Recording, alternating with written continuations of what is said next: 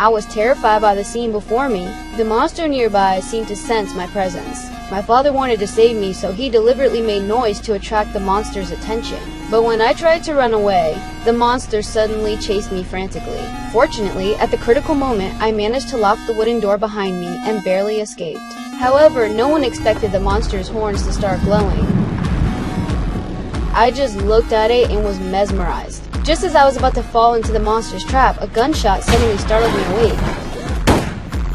The reason the monster was chasing us actually traces back to 3 days earlier. On the way to my father taking me to an interview, he, who was allergic to pollen, couldn't help but sneeze. In those few seconds of distraction, a white horse suddenly appeared in the middle of the road. By the time my father reacted, it was already too late. The white horse lay on the ground screaming in pain, but we were in the middle of nowhere, with no hospital in sight. My father decided to help it find relief and slowly approached it with an iron rod.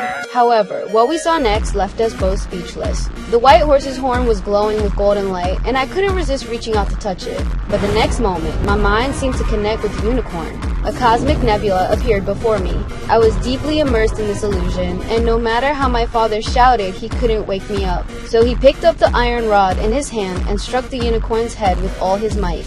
This instantly pulled me out of the illusion. We then sped off in the car toward our destination, a villa by the lake.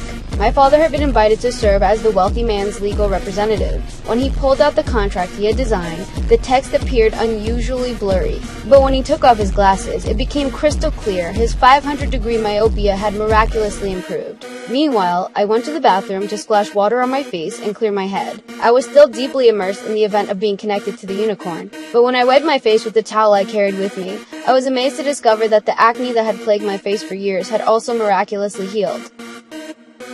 This towel was the one my father and I had used to wipe away the unicorn's bloodstains from our faces. I seemed to have figured out the reason behind the acne's healing.